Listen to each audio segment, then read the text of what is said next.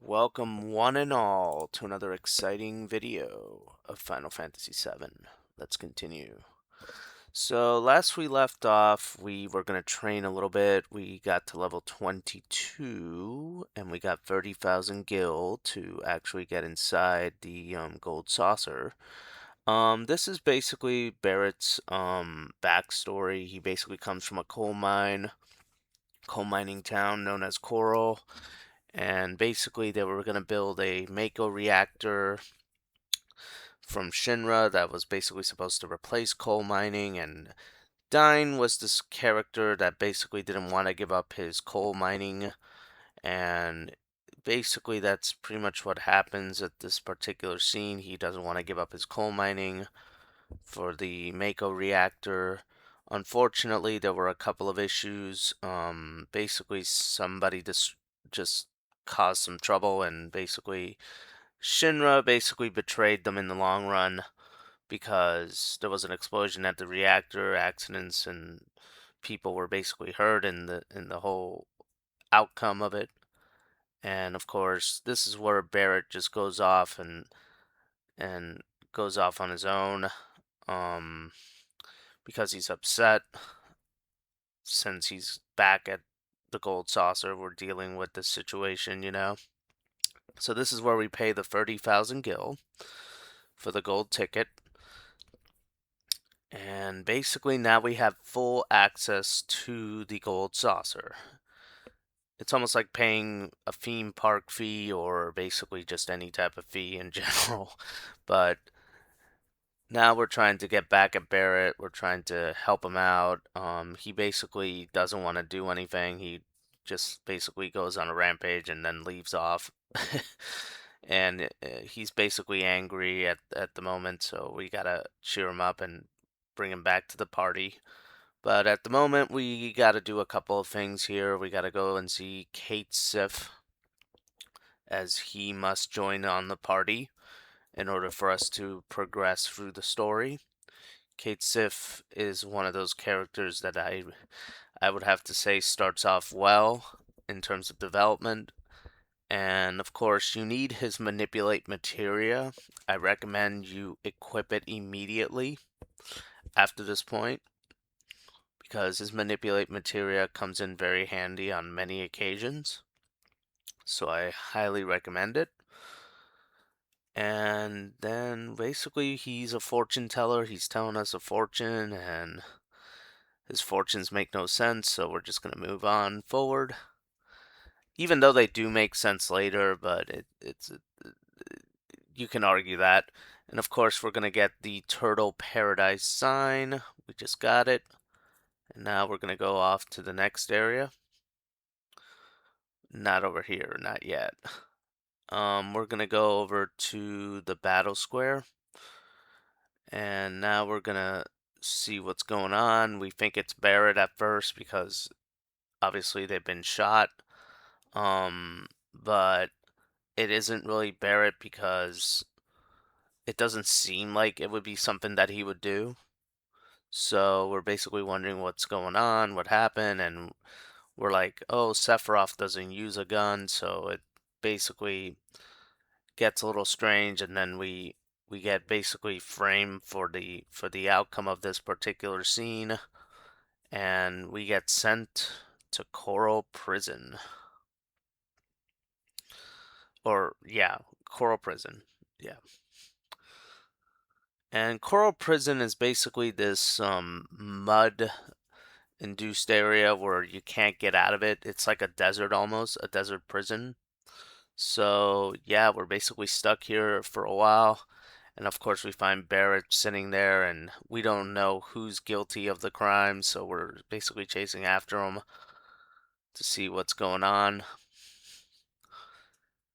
And just to find out the truth behind what's going on. And be careful in this area because there's a lot of thieves, and they will steal your stuff and you will never get back your items.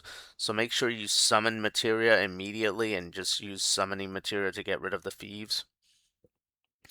And of course, then we find out that Barret was protecting us all along.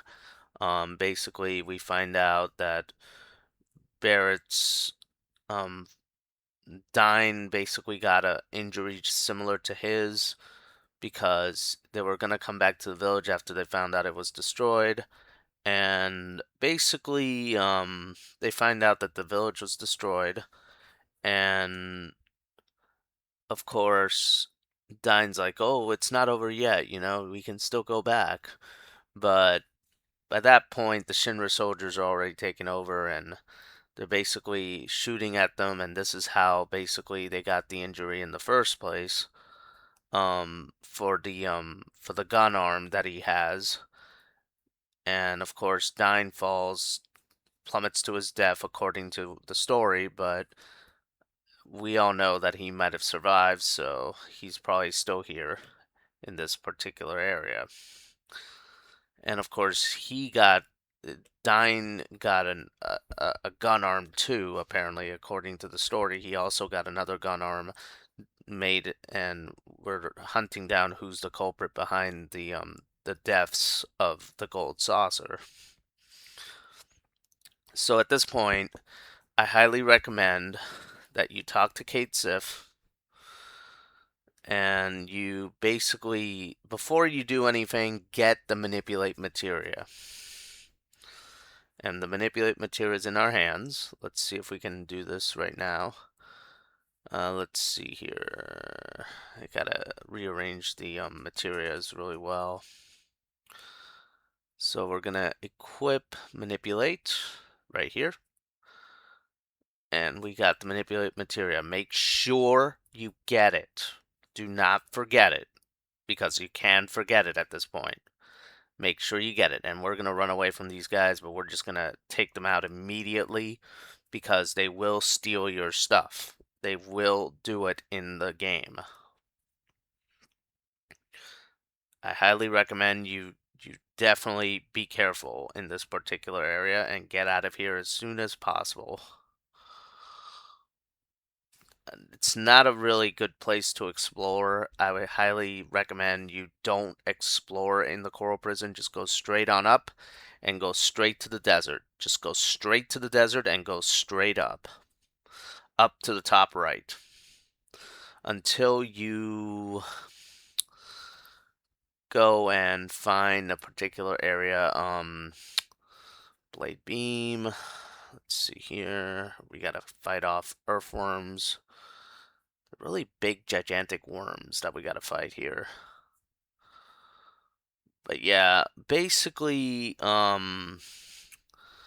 after you get the manipulate materia, you're supposed to, basically use that manipulate materia for two abilities, laser and mantra magic. So we're going to be doing that for the next upcoming area. We're just going to keep on healing and keep on going, trudging over to the top section of the desert here. There we go. Until you reach this area, and then you finally reach the car lot that you need to be in. And this is where we fight off these two enemies. We gotta get not the thieves. We're gonna summon this and summon Shiva and get rid of them immediately. We're just gonna get rid of them right now. It's a motorcycle enemy and a Deathclaw enemy. So we gotta get those guys first, so we can get the ability with the manipulate materia. The manipulate materia is basically used to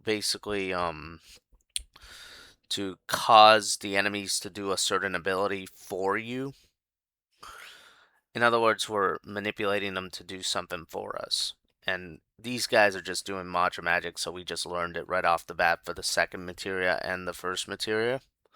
So basically, we're going to take them out so we can complete learning mantra magic the second time. Because once we leave this area, we won't be able to come back to it. Just giving you a warning. Because once you leave Corel Prison, you cannot go back to Corel Prison in the game. You only get to Corel Prison one time in the game, and that is this time. So don't think you can come back. Unless you restart the game, which I don't recommend. So, Now we got high potions, we got everything in our... I've been healing our characters as far as we've come, but even then it's still kind of a challenge. It's a good thing I trained to level 22, because if not, we would have a lot of issues here. Alright, so these guys, these little guys with the claws, they're gonna know laser.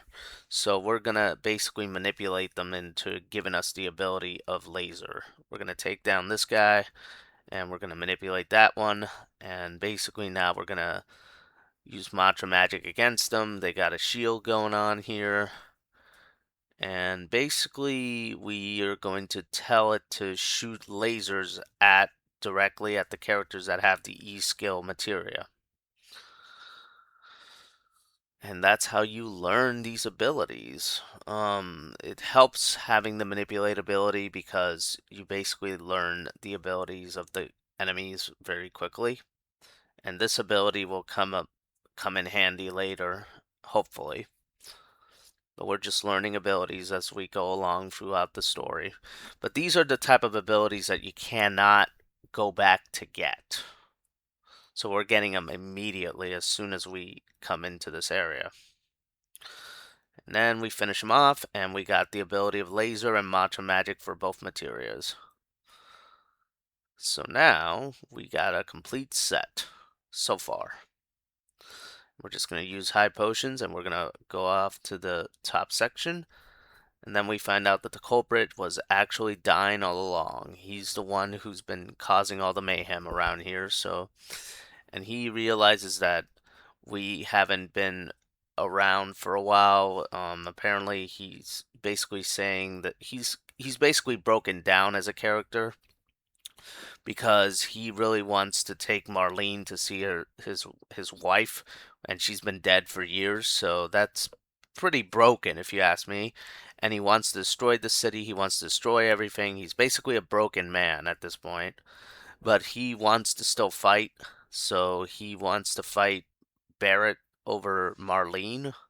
Um, which begs the question, who is Marlene's father? We don't really know the true answer to that question, but it is kind of questionable as to why they fight in the first place. So,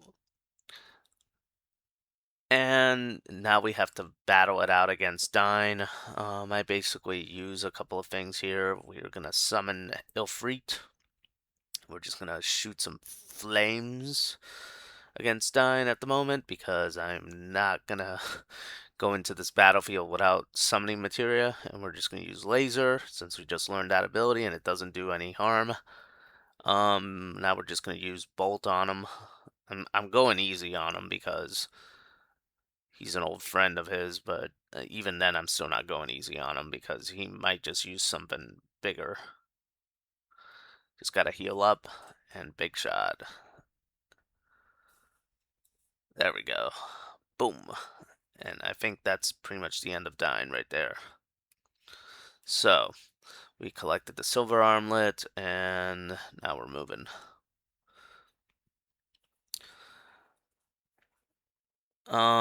Basically he's broken down. He basically lost something irreplaceable back in the days of the coal mines. Apparently when all this happened, he lost everything, and then he gives us the pendant for Marlene's mother, and then he basically just does himself in. So, yeah. Apparently his hands aren't any cleaner to hold Marlene anymore, so basically that's pretty much how we make out through this particular area. And the next part is we have to go, and we want to get up. We want to go up to the top floors of the gold saucer again to basically race against the Chocobos in order to actually win our freedom from the Corel Prison. So he's got the pendant, and he threatens this guy because he really wants to get out of the Corel Prison, and basically that's how we get out of here. We have to do a Chocobo race. And of course, Cloud is basically the only one fit to do it, so we're just gonna have to do it that way. And of course, we got Esther, who's the manager, and she hears the story, and basically she wants to train us to do the Chocobo races, which we hear throughout an elevator, which I completely skipped over because it takes forever to get to this point.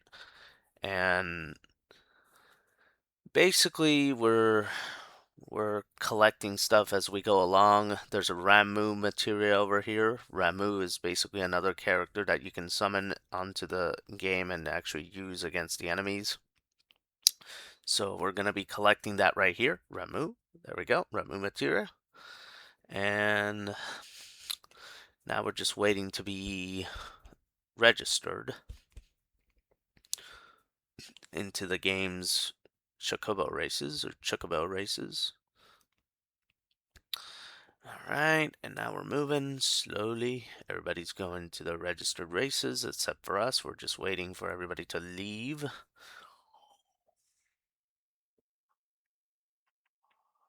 And now we should be the next ones in line, I think. There we go. Thanks for waiting. I registered you for the next race, and we're moving forward. Yeah, I think we've got the explanation of how we ride a Chocobo, so we should be good. We should be good on the race part. I'm pretty good at this. So we're gonna switch over to manual, and we're just gonna use the circle key for boosting the stamina racing, and we should be good to go in terms of racing in here. We're good to go. And if you use the R1, L1, and R2, L2 keys, you can actually boost up the stamina a little bit for the chocobos. It does help to race in this fashion, otherwise you'll lose a lot of stamina very quickly. So, congratulations, you're home free. We're free, finally. Oh my gosh, that took forever. And I made a lot of mistakes along the way when it came down to getting out of that desert. Don't think it was perfect. It wasn't perfect. I made a lot of boo-boos when it came down to getting to manipulate material. I almost forgot about it. So that's pretty serious when you almost forget certain things.